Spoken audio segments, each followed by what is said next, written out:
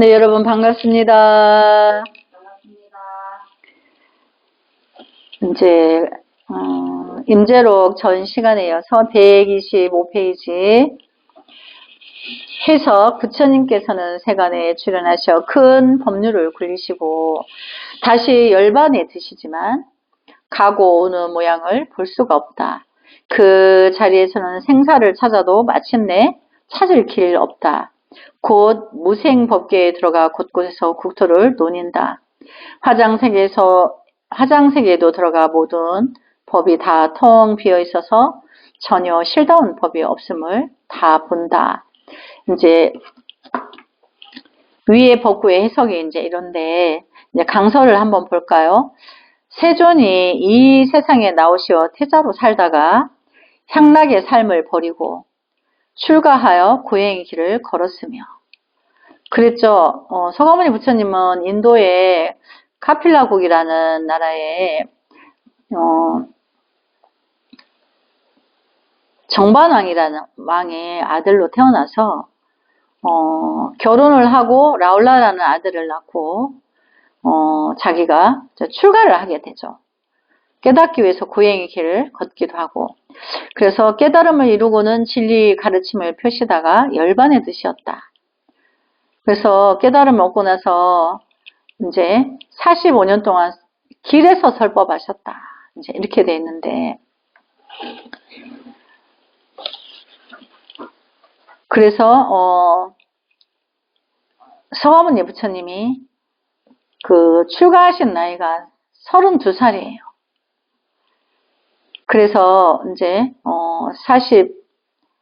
45년간 6년간 이렇게 이제 중생 제도를 했다. 이제 이렇게 했는데 인류의 큰 스승은 누구나 다 아는 사실이다. 그렇게 역사적인 사실이 확실하지만 그 오고 간 모습을 찾을 길 없다. 그러니까 법신이니까 여기는 서가모니 부처님만 그러실 게 아니고 우리도 마찬가지예요. 우리도 법신이 오고 간 것을 어떻게 어떤 옷을 입고 왔는지 언제 왔다 갔는지 몇 번 왔다 갔는지 이건 모르는 거죠. 그래서 모든 존재가 동일한 생멸이 없는 불생불멸의 범주 안에 있으면서 그분이 계신 곳은 이제 모든 존재가 동일한 불생불멸 그러니까 태어나지도 않고 죽지도 않는다. 그러니까 스님이 이렇게 이제 말하고 있는 이것을 대선정이 또렷이 알아듣고 있죠. 이 영혼은 이제 육신이 없다고 해서 없어지는 게 아니에요. 그래서 눈으로 보이지는 않지만 진리로서 지혜 작용으로서 영롱하게 있는 거예요. 근데 이제 태에 들지 않고 깨달았기 때문에 금생에 공부해서 깨달았기 때문에 이제 우리가 그것을 깨달으면 무생법인을 얻는다 그러거든요. 다음 생에 이제 육도에 태어나지 않는다는 거예요. 생을 안 받는다는 거예요. 그럼 어떻게 계시냐? 이 또렷한 영혼이 그 부처님 지혜로서 중생계에 아무데나 시공을 초월해서 들기 위해서 이제 그 보살도에 머문다는 거예요. 그래서 그 중생이 나무 지장보살, 간신보살 이렇게 명호를 부를 때 간절함의 그거에 따라서 시연해 주기도 하고 시연은 안 했지만 가피를 주어서 문제 해결을 도와주기도 하고 이렇게 하신다는 거죠. 그래서 이제 태어나고 죽은 이를 찾아보아도 역시 찾을 길이 없다. 그리고 또 그것이 불생불멸의 범주 안에 있으면서 온갖 삶을 다 펼친다. 그래서 영원한 생명이라고 그래요. 우리가 내 안의 불성은 영생, 영원한 생명을 본래 가지고 있는 거예요. 그럼 본래 내가 영원한 생명의 주인인데 내가 업식으로 인해서 나를 몰라보는 거죠. 나의 진정한 불성을 몰라보는 건데 공부해서 닦아가지고 내가 그것을 만났어. 그러면 이제 불생불멸에 든다. 무생법인에 든다. 이렇게 이제 말을 하는 거예요. 그런데 이제 여기서 뭐 온갖 삶을 다 펼친다. 육도에 낮춰서 중생구제에 다 든다는 거죠. 철저히 공한 진공이면서 미묘 불가사의하게도 존재하는 묘유의 세계인 화장세계에서 논인다. 그 지혜로서 신통이 자제하여서 육신은 가지지 않지만 지혜 작용으로 중생구제에 연화장 화장세계에 계시면서 시공을 초월해서 중생세계에 놔두기도 하고, 우리 아미타불 부처님이 극락세계에 계시는데 고통받는 중생세계의 중생들을 어서 오라고 항상 극락세계에서 팔 벌려 기다리고 계신대요. 그렇지만 언제라도 그 중생을 구제하기 위해서 그 오고감 없이 그 중생의 마음 안에 작용을 주어서 깨달음을 주기도 하고 가피를 주기도 하고 신통이 자제하게 마음대로 그거를 쓴다는 거죠. 그래서 참으로 변화무쌍한 멋진 화장세계다. 그래서 화장세계라는 거는 화엄성 중에 세계인데 마음대로 놔두고 마음대로 그 오고감이 이제 없는 자리에서 마음대로 시공을 초월해서 놔둔다는 거예요. 아무리 보아도 모든 존재는 텅 비어 공한 것이다.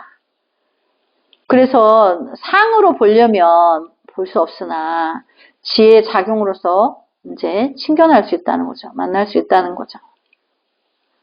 그래서 눈에 안 보이니까 실다운 것이라고는 어디에도 없다. 이 이치는 세존만이 해당하는 것이 아니다. 부처님만 그런 게 아니고 일체의 세간과 모든 생명 모든 삼라만상이 동일하다. 이제 중생세계에도 동일하다는 거죠. 그 지혜 작용으로 왕래하는 거는 똑같다는 거죠. 또 일체 인간과 모든 생명 모든 삼라만상이 동일하다. 있으면서 없고 없으면서 있는 유무이변, 그거를 이제 있는데 눈으로 안 보니까 없다고 하는 거죠. 안 보이니까 없다고 하면서 또 작용으로 있으니까 있으면서 없고 없으면서 있다 이렇게 표현하는 거죠. 그래서 이것이 모든 존재의 법칙이다. 그러니까 우리가 상으로 보이는 모든 존재는 실체가 아닌 거죠. 실제가. 그래서 천만의 사람이 상으로 보이지만 그 안에 불법의 진심만이 그를 진정한 그라고 볼 수 있지. 근데 그건 눈으로 보이지 않아. 법신이니까. 중생의 작용인 통팔식의 작용으로 드러나지만 사실은 그 안에 자기 불성을 다 가지고 있다는 거죠. 그래서 모든 존재의 법칙이 그렇다 이 뜻이에요. 그래서 어쩔 수 없이 우리는 모두는 삼라만상과 함께 중도로 존재한다.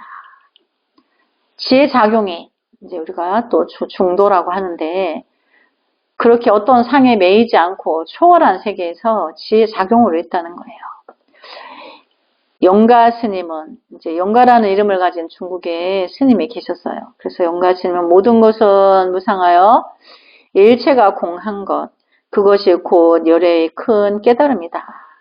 그러니까 여기서 보면 모든 것이 무상하여 일체가 공하다는 것은 중생세계의 통팔식이 있다고 볼 수 없다는 거예요. 그것은 거짓이니까. 근데 그거를 걷고 나서 보면 일체가 비어있다.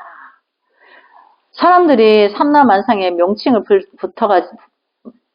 붙여서 명색이라고 하죠. 그 원래 이름 명색을 빼면 아무것도 있다 할 게 없는 거예요. 이름을 괜히 갖다 붙여서 정해놔서 그런 거지. 그래서 그것이 그렇게 아는 것이 곧 큰 깨달음이다. 어떤 것도 있다고 할 게 없는데 중생들이 나무는 어떤 나무는 300년 살고 냉나무는 3000년을 살고 1년살이는 뭐 해마다 죽고 뭐 천차만별을 해요. 분별을 해요. 그래서 그것은 중생의 작용이고 모든 그 자연의 법칙은 중도로 존재한다. 그럼 이제 중도 눈에 보이지 않는 진리로서 법칙으로서 이제 우주 삼라만상이 자연의 법칙이 인간이 말린다고 뭐 해가 안 뜨고 봄이 안 오고 가을이 안 오는 게 아니죠. 그래서 이미 그렇게 하고 있을 뿐인데 유독 중생들이 자기 분별로 정해가지고 아니 왜 봄만 있으면 좋은데 가을만 있으면 여름은 왜 오고 겨울은 왜 오지 막 이렇게 대도 않은 소리를 한다는 거죠. 미혹하니까. 그래서 이제 모든 것은 무상하여 일체가 공한 것, 그것이 곧 열의 큰 깨달음이다 라고 하였다. 그래서 교리에서는 공이 곧 연기이고, 연기는 곧 공이며 곧 열애는 이제 법신을 부처를 말하는데 열애라고도 한다. 그러므로 일체는 곧 공이며 연기며 열애이다. 그러므로 우리가 지금 들고 있는 물자는 이미 깨어진 것으로 보아도 좋다. 올라가는 길이 곧 내려오는 길이듯이 삶은 그대로가 죽음이다. 죽음 그대로가 삶이다. 우리가 태어나자마자 죽음을 향해서 가고 있죠. 산다는 게. 근데 그 짧은 삶에 뭐 그렇게 악이 다툼을 하는지. 그래서 죽는다 하나 우리가 뭐하러 가? 옷바꿔 입으러 가죠. 새 옷 입으러. 인간 100년을 살았더니 이 몸뚱아리가 다 고장나고 막 써먹을 수가 없어. 부실해. 그래 이걸 버리고 또 이제 새로 태어나서 새 옷 갈아입으러 갔다 오는 거라서 사실은 죽음이 없는 거예요. 죽었다 하나 죽음이 없는 거고 태어났다 하나 원래 죽은 적이 없어. 옷 바꿔 입고 간 거지. 근데 옷의 모양이 다를 뿐이야. 여자인지 남자인지 축생인지 아수라인지 악인지 천상인지 지옥인지 그 인과의 법칙이 정확하게 돌아가다 보니까 윤회가 따르게 되죠. 근데 그거는 부처님만이 적나라하게 아신다는 거예요. 우리는 그런 보는 묘의 눈은 그걸 몰라. 그래서 우리가 밤이 왔는데 아침에 태양이 비춰지면서 삼라만상이 낱낱이 드러나듯이 부처님은 다 낱낱이 아시고 보신다는 거예요. 근데 우리는 그걸 이제 모른다는 거죠. 내가 다음에 축생이 옷을 입었는지 아기의 옷을 입었는지 천상의 옷을 입었는지 모른다는 거죠. 그래서 죽었다 하나 다시 태어남이고 옷 바꿔 입으러 갔으니까 다시 태어나는 거죠. 축생으로 와도 다시 태어나는 거고 아수라, 축생, 악의, 지옥, 이 천상, 육도를 윤회해도 다시 태어나는 거고 무슨 옷을 입든지 간에 이거는 인과의 법칙이 정확하게 돌아가기 때문에 그 누구도 이 인과의 법칙을 거슬릴 수가 없어요. 그러니까 우리가 금생에 부지런히 참여하고 선근 공덕을 부지런히 쌓아야 다음 생에 내가 인간의 옷을 입고 중생구제 하러 오더라도 더 원대하게 원대한 포스로 더 크게 할 수 있어요. 제법 공상, 계모실법, 단야심경의 내용과도 같다. 모든 실상은 공이다. 인간이 정한 거지. 인간들이 정해놓은 모든 삼라만상의 물질계를 보면은 나라고 할 게 없다는 거죠. 인간이 쟤는 참나무야, 쟤는 소나무야, 쟤는 바위야 이렇게 했지. 그 소나무, 참나무, 바위가 뭐라 한 적이 없다는 얘기죠. 그래서 공해. 근데 괜히 인간들이 괜히 이름 지어가지고 분별해가지고 시끄럽게 사는 거예요. 또 계모실법.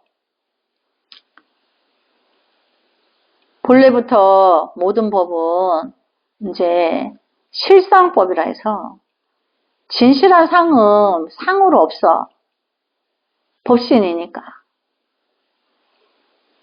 물질계는 공하고 또 모든 그 실체의 그 진실을 들여다보면 있다 할 게 없다는 거예요. 근데 있다고 자꾸 착각을 해가지고, 근데 있긴 있는데 실상으로 있어. 진실한 상은 법신이기 때문에 눈으로 안 보여. 지혜의 작용으로, 영원한 진리의 작용으로만 있다는 거죠. 반야신경은 우리말로 표현하면 나는 없다. 다 없는 것이 우리의 삶이고 불보살의 삶이다. 이제 이렇게 돼 있다는 거죠. 그러니까 우리가 반야신경이 한문으로 260글자인데 한글로 해석을 하면 우리가 착각으로 오온이 있다고 생각한다는 거예요. 오온은 색수상 행식이죠. 그 물질계인데 나의 눈이 나의 안입이 설치니까 색수상 행식을 보고 분별을 전도망상을 일으키는 거예요. 근데 사실은 그게 착각이고 온이 비어있다. 어떤 것도 있지 않다. 자기 안입이 설치로 착각으로 분별을 한 거지. 그래서 알고 보면 나도 없다. 또 너도 없다. 다 비어있다고. 너와 나가 다 비어있다, 이제. 그래서 있다고 착각으로 누구 묘하고 내가 죄가 있다고 또 불안해하고 그런 거를 초월해서 어서 빨리 모든 걸 다 그런 분별을 털어버리고 대자유인이 되라. 근데 그게 반야예요. 그래서 나의 진정한 불성을 보면 반조, 거울의 작용이에요. 내 안에 거울이 있어서 다 비춰보니까 아유 이거 뭐 다 착각으로 한 거지. 있다 할 게 없는데 괜히 어지러웠구나. 이렇게 안다는 거죠. 그래서 해석을 보면 오직 법을 듣는 사람, 어디에도 의지함이 없는 도인이 모든 부처님의 어머니다. 부처님의 낳으신 어머니를 우리가 불모라고 하죠. 그래서 내 안의 불성이 나에게 설법을 하는 거지. 그러면 내 안의 불성에서 나의 미혹에게 설법을 하고 있는 거죠. 그래서 내 안에 불성이 있기 때문에 모두는 불모다. 자기 안에 불성에 가지고 있기 때문에 성품을. 그러므로 부처는 의지함이 없는 데서 생겨난다. 만약 의지함이 없음을 깨닫는다면 부처라는 것도 얻을 것이 없다. 만약 이와 같이 보게 된다면 이것이야말로 참되고 올바른 견해인 것이다. 이제 이렇게 돼 있는데 우리가 서가모니 부처님이 경전이 있죠. 경전을 다 읽고 나면 경전의 내용도 빨리 버려야 돼. 부처라는 거에도 집착하면 안 돼. 내 안에 불성이 있다고 가르쳐 준 대로 내가 내 안에 불성을 절박하게 보고 구해서 나도 얼른 부처의 행을 해야지. 또 하나의 부처로 거듭나서 행을 해야지. 이게 부처님 은혜를 갚는 건데 석가모니 같은 부처를 흉내내려고 하면 안 된다는 거죠. 그래서 석가모니 부처님에도 의지하지 마라. 그것마저도 다 버리고 얼른 내가 내 안에 깊은 불성의 성품을 만나기 위해서 생명이 붙어있는 한 목숨 걸고 그걸 구해라. 그래서 시간을 다투어서 얼른 만나라. 이제 그 뜻인 거죠. 그래서 여기서 이제 말하는 반야신경은 나는 없다. 이거는 그 나라는 것은 통팔식의 나예요. 근데 여기 이제 도노법에서 말하는 나는 불성이죠. 참나. 부처님의 성품. 그래서 이제 여기 강서를 볼까요? 부처님이나 어머니나 도인이 모두 같은 의미이다. 어디에도 의지함이 없이 홀로 드러나 있는 사람, 법문을 들을 줄 아는 사람, 이 모든 부처님의 어머니이다. 그러니까 법문을 보면 그 의미나 뜻을 알게 돼요. 이제 내가 지혜가 열리면. 그래서 어떤 인간에게도 어떤 세상에게 의지하지 않아요. 스님이 이제 여기서 이렇게 있다 보면 이제 뭐 어떤 분들이 이제 잘 모르다 보니까 스님 여기 혼자 계시면 무섭지 않아요? 아니 안 무섭죠. 그래서 그 인간사의 어떤 것을 초월해서 부처님 진리에 그 마음의 점을 찍다 보니까 어떤 사람을 의지한다든지 예를 들어서 누가 돈이 많은 사람이 저를 1000개를 지어준대. 거기 안 따라가. 그거는 자기 수행이고 자기 복 짓는 건데 그 사람 복 짓는 거에 내가 왜 따라가서 나의 불성을 놓치냐고. 내 할 일은 내 안에 불성을 만나는 게 바쁜 일인데. 그러니까 중생들이 모르니까 그 스님이 공부했는데 그 스님이 이제 성공했냐 못했냐 이거는 절 모양으로 보는 거야. 큰 절을 가지고 있느냐 작은 절을 가지고 있느냐. 그래가지고 또 그런 분별이 생기죠, 중생들이. 그래, 병이 가지가지야. 그래서 이제 부처님이나 어머니나 도인이 모두 같은 의미다. 어디에도 의지함이 없이 홀로 드러나 있는 사람, 법문을 들을 줄 아는 사람, 이 사람이 모든 부처님의 어머니이다. 모든 존재의 어머니이다. 그래서 부처님은 어디에도 의지함이 없는 것으로부터 생겼다. 만약 어디에도 의지함이 없는 그것을 깨달으면 부처 또한 찾을 길이 없다. 만약 이와 같이 알면 그것이 참되고 올바른 견해이다. 자기의 성품을 만나면 달리 부처를 구하고 찾지도 않는다는 거죠. 이미 내가 만났기 때문에. 그래서 부처의 다운 행음만 실천적으로 갈 뿐인 거지. 뭐 나 부처야 막 이렇게 하지도 않는다는 거죠. 진정한 자기 성품을 본 사람은. 근데 이제 덜 됐는 아상쟁이가 나 도인이야 이제 이렇게 막 그런다는 거죠. 만약 어디에도 의지함이 없는 그것을 깨달으면 부처도 또한 찾을 길이 없다. 만약 이와 같이 알면 그것이 참되고 올바른 결론이다. 그걸 또 무위진인, 무의도인, 무위도인 이렇게 이제 세 가지를 하는데 똑같은 말이에요. 어떤 것에도 위를 이제 가지지 않는다. 그러니까 내 머리 위에 부처도 부처라는 상도 안 갖고 있다는 거예요. 부처에도 점을 안 찍었는데 어디다 점을 찍겠어요? 그것도 초월했다는 거죠. 그래서 이미 공부를 하면 부처라는 그 단계도 초월해서 부처로서 보살행을 하는 거예요. 중생세계에 뛰어들어서 똥통에 빠진 사람을 구할 때 내 몸에 분명히 똥이 묻어. 근데 그걸 더럽다 생각 안 하고 구해진 이가 마음을 깨닫기만 해. 애쓰는 거죠. 그래서 그거를 무위도인, 무의도인. 이제 우리 임제법에서는, 임제록에서는 임제록을 공부한 사람들은 전부 다 이제 자기 공부방에 가면 무위진인 이렇게 써놨어요. 그 글자 하나는 있어요. 어떤 이제 인간의 그 점을 찍지 않는다. 그래서 석가모니 부처님도 초월했는데 어떤 뭐 도인이라고 거기다가 그걸 하겠어요. 이 모두가 같은 뜻이다. 사람을 두고 하는 말이다. 청법 모의도인 시제 불지모라는 구절도 익혀 두어야 할 말이다. 그래서 또 이제 무비스님이 또 법문을 또 하나 또 주시죠. 그래서 이제 하나하나 나중에 이거 다 해석을 해서 익혀두면 좋은 거죠. 그래서 여기 보면 찾을수록 멀어진다.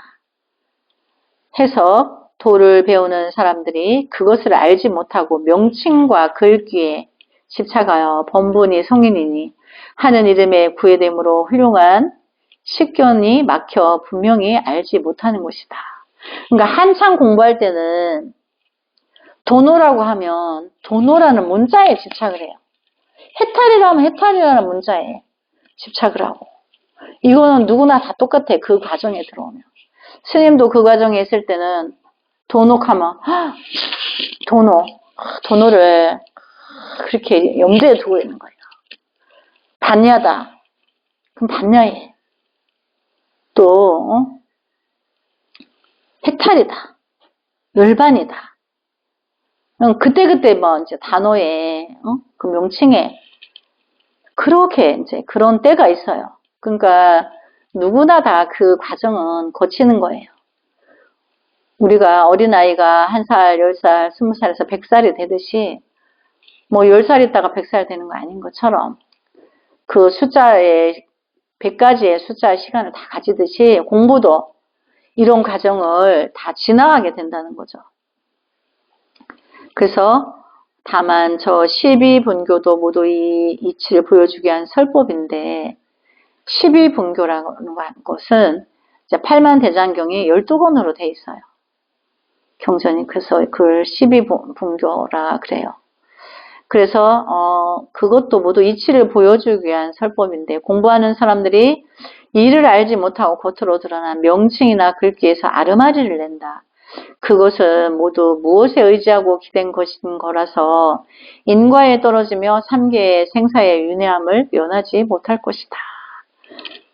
그러니까 경전에 집착하는 거를 법박이라고 그래요. 한때는 부처님의 그 진실한 말씀에 매료되어서 다 빠져요. 너무너무 그 한 말씀 한 말씀마다 내가 얼마나 악인으로 살았는지, 거칠게 험하게 때가 묻어 살았는지 부처님의 진리의 말씀이 다 그냥 보고 듣고 읽는 쪽쪽이 내가 다 녹아버려요. 그러니까 집착이 어떻게 안 되겠어요.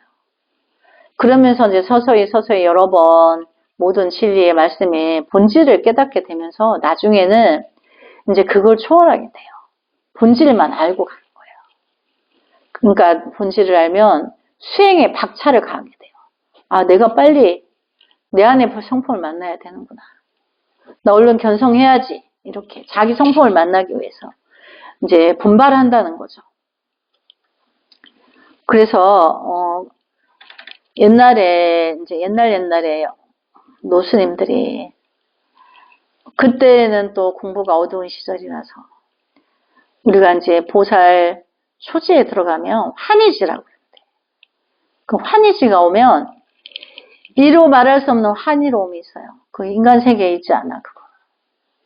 근데 거기에서 홀로 춤추고 홀로 흥겨워하면서 거기가 단 줄 알고 거기에 머무르다가 그거를 안 놓치고 그것만 하다가 죽었는데 어디 갔을까? 지옥 가죠. 거기에 집착해서 도취되어가지고 근데 세상이 다 아름다워요. 밤도 아름답고 낮도 아름다워요. 아름답지 않은 게 없어요. 그래서 그런 세계를 처음 만났는데 어찌 황홀하지 않겠어요. 그래서 옛날에 어른 선생님들이 거기에 놀다가 죽은 이가 많다. 그러니까 다 지옥 같다. 이렇게 이제 그때는 다 어둡고 어두우니까 그게 단 줄 알고 신비로우니까 너무너무 신비해서 그래서 이제 그 자리도 누구나 다 지나가야 되는 과정이니까 미리 말을 들었으면 아 내가 여기도 집착하면 안 되는구나 이렇게 좀 초월했을 텐데 그거를 말해주는 이가 없을 때였겠죠. 불법이 들어온 지 얼마 안 됐을 때 그랬다는 거예요. 그러니까 얼마나 애석하고 안타까운 일이에요. 그래서 이제 오늘은 이제 여기까지 공부하고 다음 시간에 이어서 하겠습니다. 이제 거기에 안 머무르면 이제 윤회에 들지 않는다. 근데 우리가 원을 세워서 오면 우리가 이제 원생이라 하죠. 원을 세워서 윤회에 오는 거죠. 그건 자발적인 원생이니까. 그거는 보살도에 드는 사람만이 그렇게 할 수 있어요. 그렇지 않으면 그 마음을 낼 수가 없죠. 나무 소가모니불 성불하지 않겠습니다. 성불하지 않겠습니다.